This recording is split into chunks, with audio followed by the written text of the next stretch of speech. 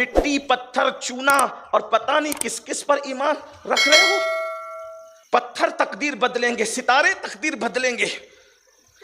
یاد رکھنا یہ مومن کی شان نہیں ہے. ثم استقاموا، جب اللہ کو رب مان لیا ہے استقامت کے ساتھ ڈٹ جاؤ، اس پر قائم ہو جاؤ. دنیا کدھر جائے ہمیں اسی پہ ڈٹے رہنا ہے. حالات کچھ ہوں ہمیں اسی پہ ڈٹے رہنا. ہمارا رب صرف اللہ ہے، اللہ کے سوا کوئی خدا نہیں ہے، اللہ کے سوا کوئی معبود نہیں ہے، صرف اللہ معبود ہے. لیکن یہ بہت دکھ کے ساتھ ہمیں کہنا پڑتا ہے کہ اللہ معبود ہے. حتیٰ کہ ہم اپنے نبی کو خدا کے بعد سب کچھ مانتے ہیں مگر معبود نہیں مانتے، عبد مانتے. ہمارا کلمہ ہے محمدن عبدہ. یہاں مجھے دو گروپ سے گفتگو کرنی ہے.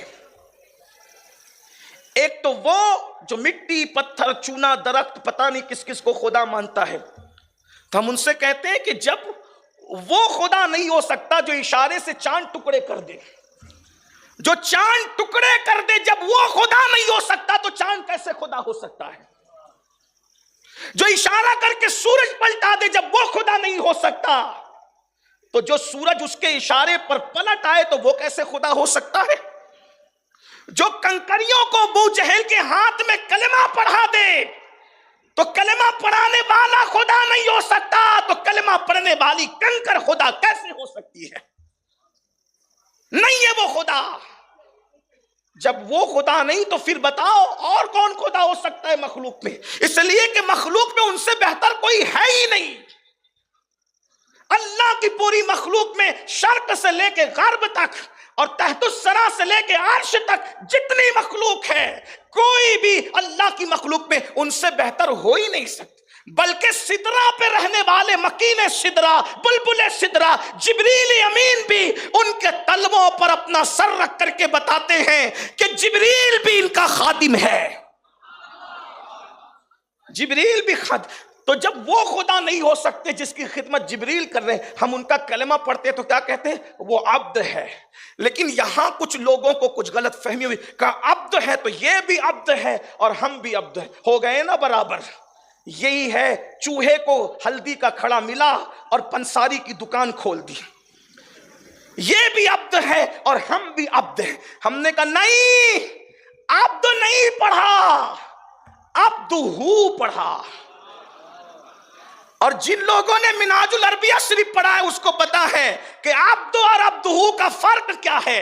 اگر منہاج العربیہ پڑھ کے بھی سمجھ نہیں آیا تو ڈاکٹر ہی کا حوالہ سن لو. ڈاکٹر کہتا ہے اپنے زمانے کا جس کو معرفت مصطفیٰ مل گئی، وہ کہتا ہے عبد اور عبدہ میں بڑا فرق ہے. عبد کیا ہے اور عبدہ کیا ہے؟ تو اقبال کہتے ہیں عبد دیگر عبدہ چیزیں دیگر، عبد دیگر عبدہ چیزیں دیگر، ای سراپا منتظر او منتظر.